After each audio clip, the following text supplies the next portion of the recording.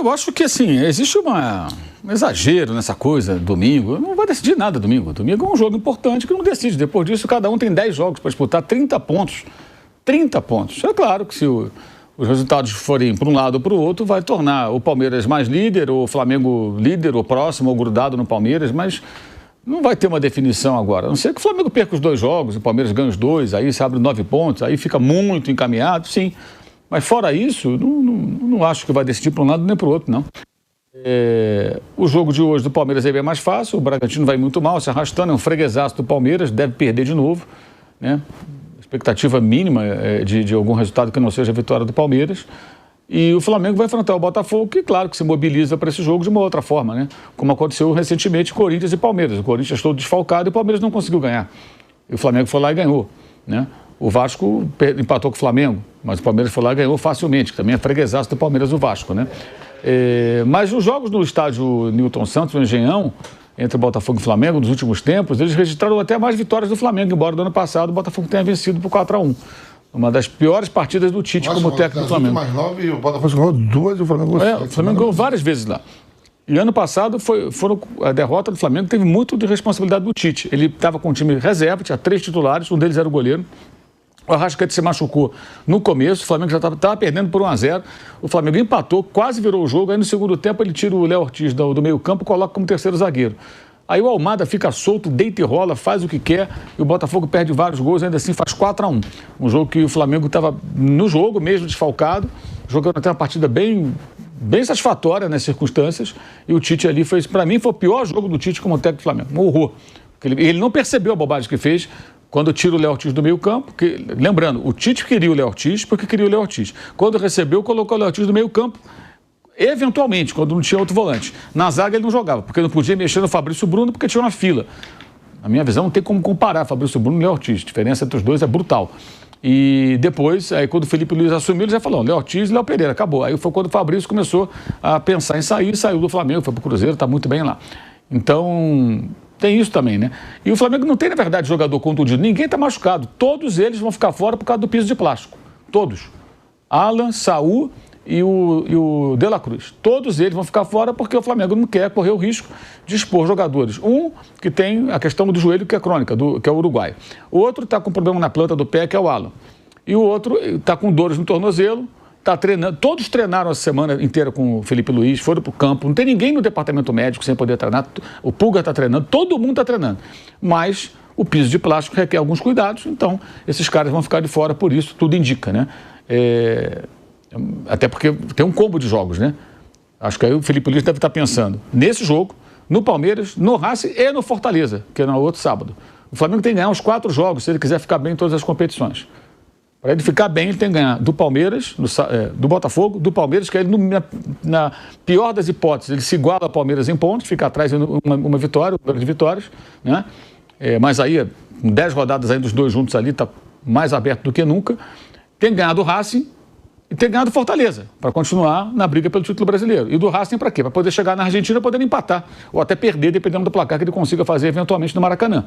Então é uma sequência que ele tem que ter todo mundo inteiro, ele vai ter que revezar, não vai jogar com o mesmo time os 4 jogos, né? E vai jogar na quarta que vem contra o Racing e no sábado em Fortaleza, aí volta e vai para a Argentina para jogar na outra quarta.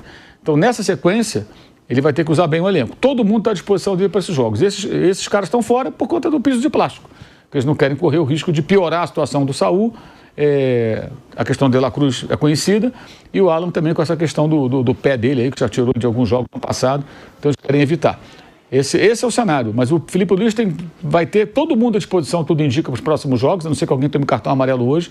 Ele tem 4 pendurados, Arrascaeta, Carrascal, Jorginho e tem mais um que eu não estou lembrando agora, Pulga. Esses 4 estão pendurados. O Palmeiras também tem alguns jogadores pendurados para o jogo contra o Bragantino, logo mais. Então, se não surgir nada de suspensão nem contusão, ele vai ter todo mundo contra o Palmeiras. E ele teve 10 dias entre folga, descanso, treinamentos, não viajou, joga no Rio de Janeiro, é fora, mas é no Rio, não tem viagem. Domingo é no Rio, quarta-feira é no Rio. Depois ele viaja para Fortaleza e para Buenos Aires. Mas nesse período, eles estão no Rio há 10 dias sem jogar, desde que voltaram da Bahia no dia 5, né? Hoje é dia 15, então 10 dias que eles estão no Rio de Janeiro, que eles voltaram depois do jogo, né? não viajaram mais, não entram no avião há 10 dias. E vão ficar mais, até a outra sexta, hoje é quarta, 9 dias sem pegar um avião. Vai dar o quê? 19 dias aproximadamente sem entrar no avião. Só no Rio de Janeiro. Treinando, depois jogando e no Rio. Treinando, jogando no Rio. Se não melhorar nesse momento, aí a coisa realmente vai ficar muito esquisita, né, para explicar. Eu acho até que cabe agora ao Felipe, a partir de hoje, repetir mais ou menos o que fez o Rogério Ceni em 2020 para 2021. E embora ele não seja reconhecido, o Rogério teve uma participação fundamental no último título brasileiro do Flamengo. E há uma ingratidão da torcida que o persegue até hoje, que reclama do cara. Gente que não entende nada de futebol e que só sabe reclamar, e que reclamou porque ganhou o título com uma derrota. Nós perdemos, mas foi campeão, porra. É pontos corridos, o importante é levantar o título. O Corinthians foi campeão também em 2005 com derrota para o Goiás, não foi 2005? Foi. Perde para o Goiás, na última rodada levantou a taça, amigo. E foi um campeonato cheio de polêmica, aquele que teve jogo anulado e tal. O Inter está pleiteando até hoje. Exato. Então, assim, ninguém no Corinthians ficou falando esse mimimi. Só fala mimimi que reclama. Fui campeão, mas não gostei, porque foi com derrota. Pelo amor de Deus, que bando de malas, né? Eu vou te contar.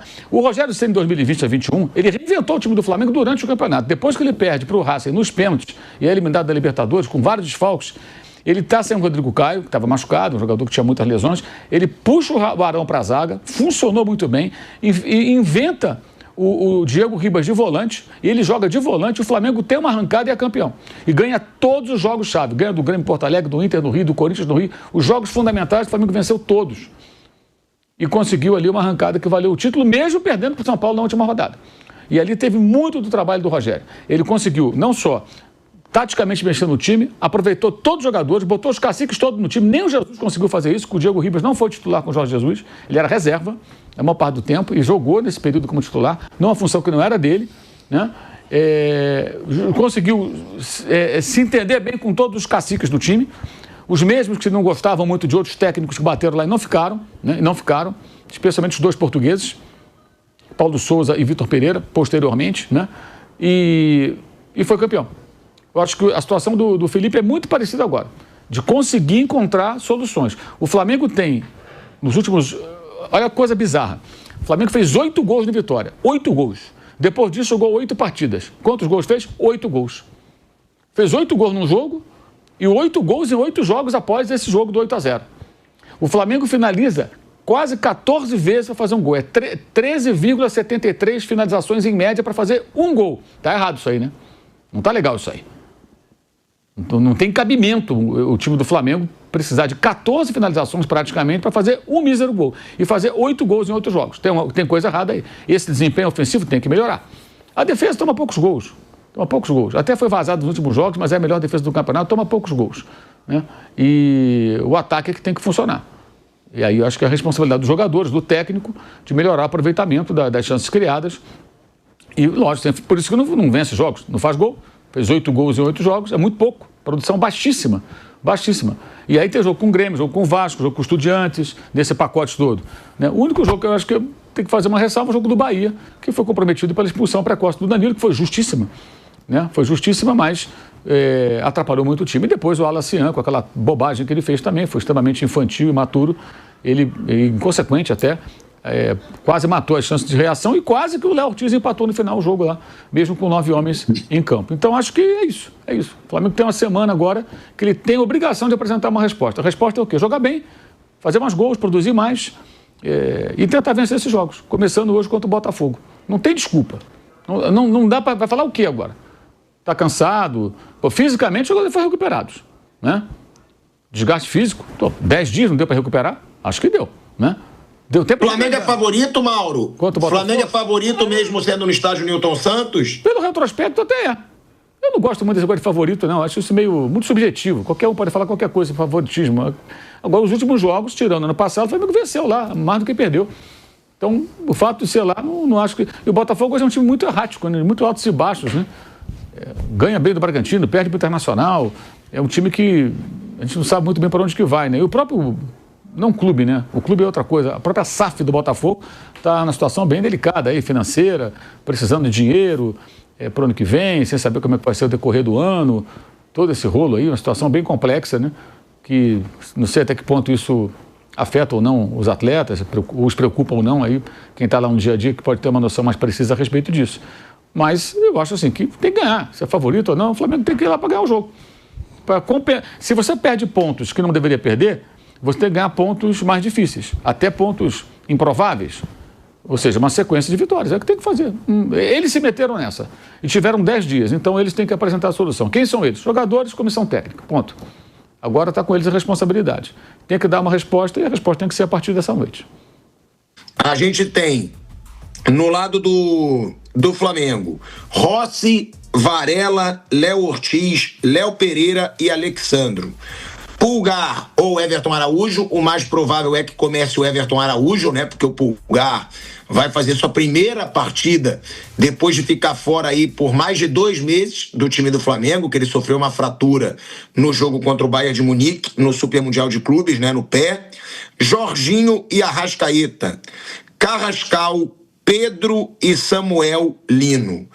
Já no Botafogo, Léo Link, Matheus Ponte, Davi Ricardo ou Gabriel Silva, Barbosa e Alex Telles. Alain e Marlon Freitas, Santi Rodrigues, Savarino, Cuiabano ou Matheus Martins e Arthur Cabral. Mauro César Pereira, mesmo com tantas críticas que a gente disse aqui, inclusive, que foram covardes e exageradas, Felipe Luiz insistindo no Samuel Lino como titular, Mauro. Ou seja, com o treinador, o cara tá com moral e o Pedro também sendo titular ali ao lado do Carrascal, Mauro César Pereira. Mas a escalação não saiu. Essa escalação é uma prévia aí que os caras publicam. Né? A gente não sabe se vai ser essa escalação. Você acredita que seja diferente? Não, eu não sei o que vai ser. Eu vou saber na hora. Não tenho a menor ideia. Eu não sei o que ele treinou nesses dias, como é que ele trabalhou. Eu acho que os dois devem jogar. Eu acho que o Pedro deve jogar, a minha opinião. E o Lino deve jogar, evidentemente. Claro que tem que jogar. O Lino é o melhor jogador da posição. Não é porque ele está numa fase não muito boa, perdeu o gol, que não vai jogar. Tem que jogar. Tem que jogar. Vai ter o quê? Cebolinha? Pô, não tem cabimento. O Samuel Lino tem que jogar. É óbvio que ele tem que jogar. E o Pedro, acho que depois dessa parada e tudo, imagino que ele esteja melhor. E o Flamengo precisa dos seus gols. Que ele seja mais objetivo, que ele não se preocupe em fazer gols tão bonitos, que ele meta a bola para dentro do gol, que é a função dele. Sabe, que ele esteja mais determinado. Aí depende muito do que aconteceu essa semana. E, assim, eu acho que os dois devem jogar agora. Não sei se vai ser essa escalação, não sabemos ainda, né? Isso a gente vai saber na hora. De repente, chega na hora lá, ele resolve guardar o Lino para domingo, o Pedro, aí começa com, de repente, com Plata e com Cebolinha, né? Ou coisa parecida. A gente não sabe ainda como é que vai ser, né? Tem a questão do gramado lá, do piso de plástico. Não sei de que maneira isso afeta ou não aí as escolhas do treinador para começar a partir dessa noite. Então, assim, tudo que sai de escalação é prévia. É aquela coisa, desde os tempos do jornal impresso, que já praticamente desapareceu, né, o repórter tem que colocar uma escalação provável.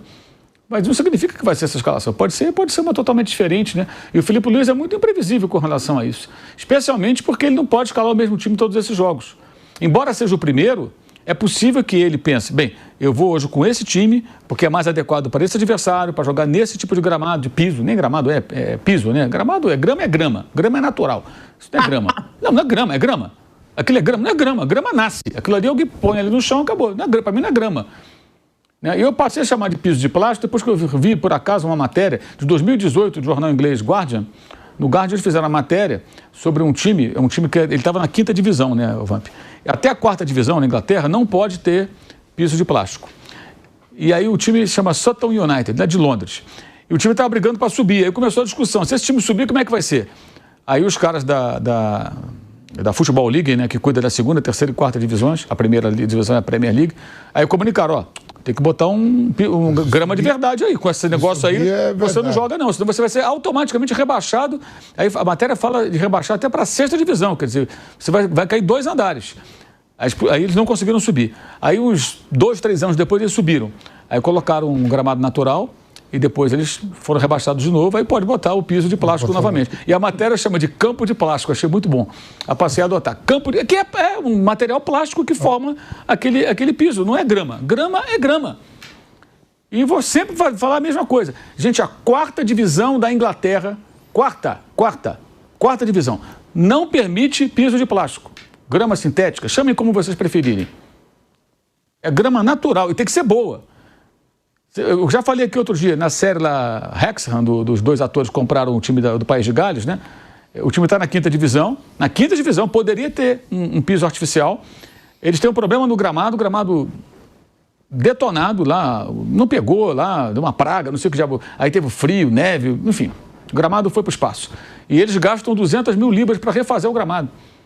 Até o primeiro baque que os caras tomam quando os administradores que eles contratam falam assim, ó, o gramado deu ruim aqui, a gente vai ter que trocar. Quanto vai custar? Ah, vai custar essa grana aqui. Putz, mas tem que fazer. Fizeram lá, mudaram o piso. E você vê nos jogos dos times pequenos da Inglaterra, gramados impecáveis, naturais. A matéria até lembra dos anos 80, quando eles falam do Luton, do Queen's Park Rangers e do Oldham, que usaram aquela pré-história desse piso artificial, que era um carpete muito comum, a gente usava aqui em society, né? O Bruno, que joga sempre bola com os amigos, sabe, melhor que eu. Aquele piso antigo, ruim pra burro, né? Parecia um tapete. Com o tempo ele ia soltando, você tropeçava. Ralava tudo. Assim, né? Você ralava todo e você tropeçava, que era um tapete, né? Então, com o tempo ele ia soltando, a ondulação. Fazia uma onda. Você tropeçava naquilo, de repente, você ia correndo com a bola, você tropeçava. Não vamos tão longe, não. O Palmeiras passou esse outro dia que caiu a chuva. Tinha uma ondulação. Tinha ondulação, exato. Então, assim, tiraram. Aí, eles falam até disso assim, tipo, isso é uma coisa do passado. Isso aí foi uma experiência fracassada.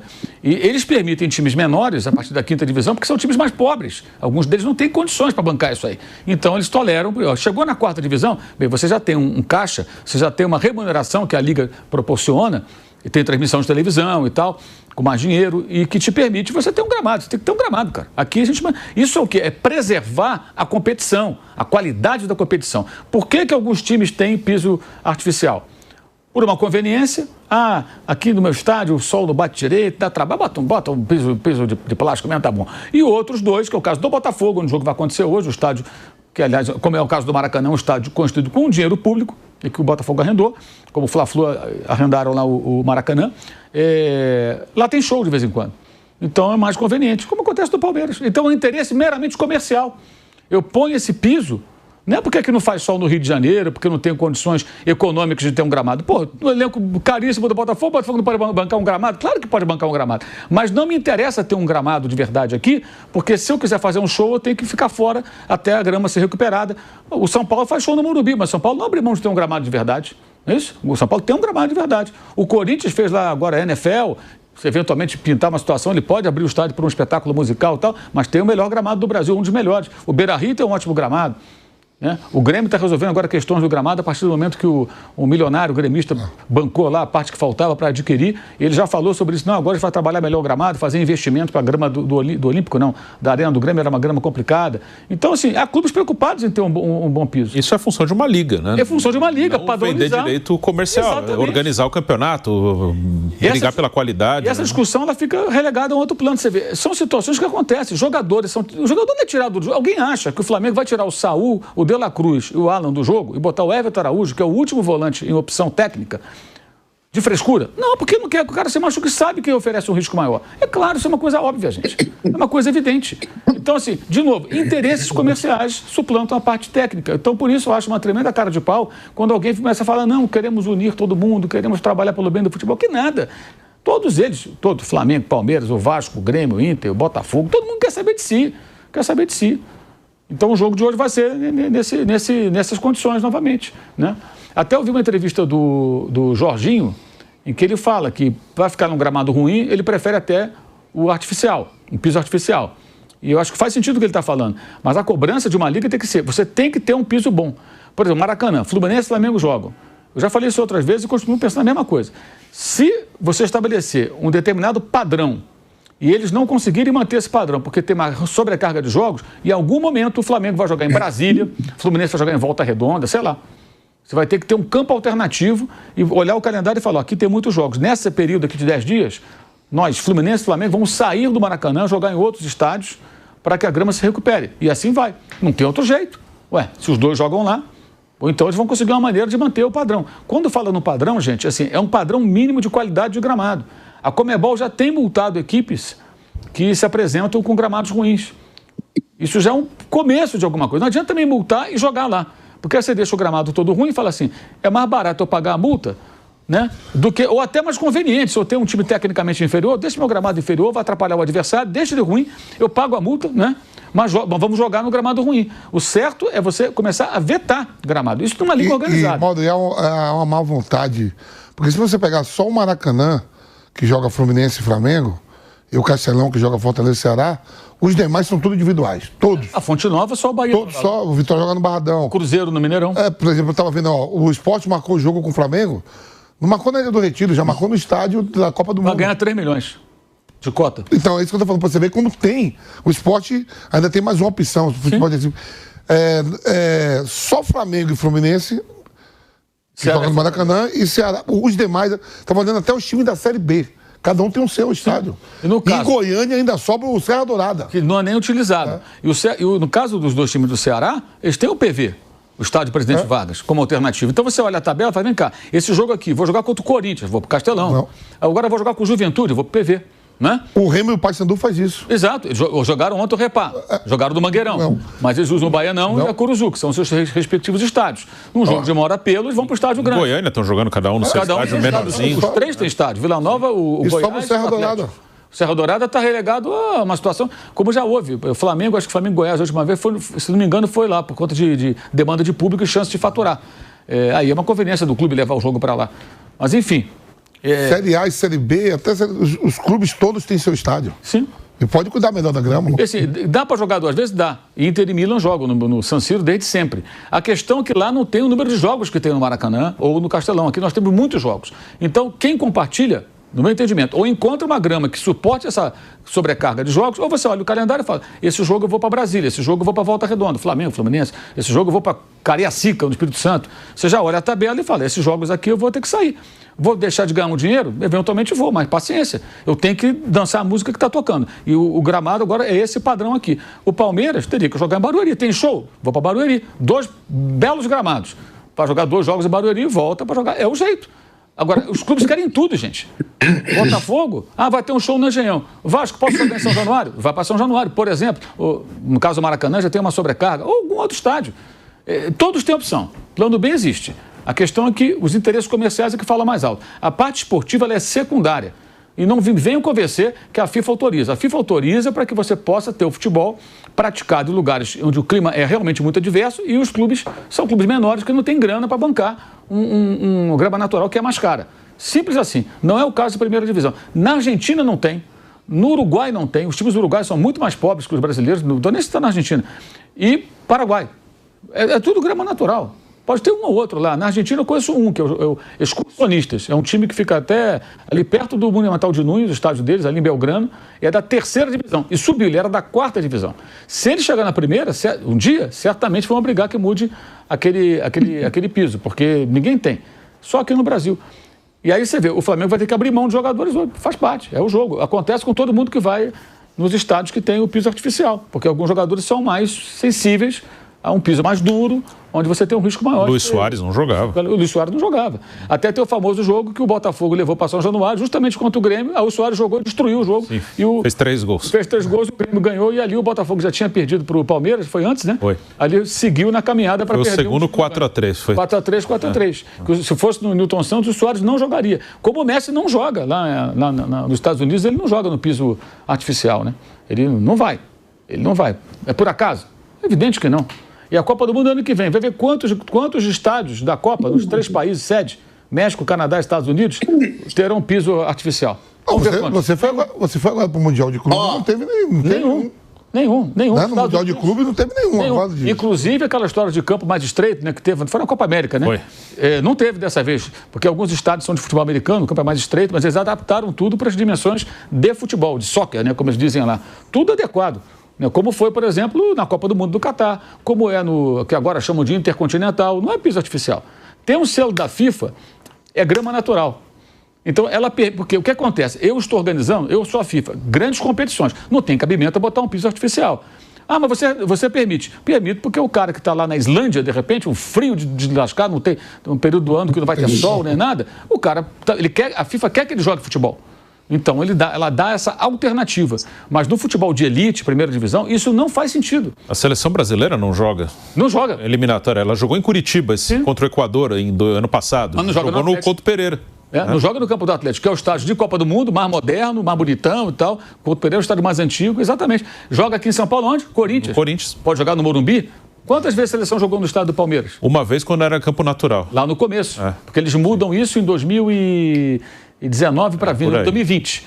Porque eu me lembro que em 2019 eu estava indo para o Catar, lá até umas matérias que eu fui fazer lá no Catar, antes da Copa do Mundo, em março, se falha a memória.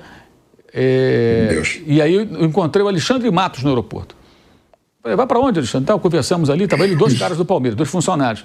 Estou indo lá para a Holanda, vou ver alguns pisos lá artificiais, lá de gramado artificial, que a gente estava pensando em adotar aqui no Palmeiras, por causa dos shows e tal. E foi o que aconteceu. Ele foi ver no Groningen, nos outros times lá que tinham esse tipo de... lado mais frio, e aí escolheram lá um modelo que foi adotado aqui no Allianz Parque e está até hoje. Eu lembro que para a eliminatória de 2002, foram 4 jogos no Morumbi, 2 no Maracanã, são 9 jogos, a das 6. Aí foi um em Porto Alegre, no estádio do Grêmio, um no Couto Pereira e o último lá contra a Venezuela, no Maranhão.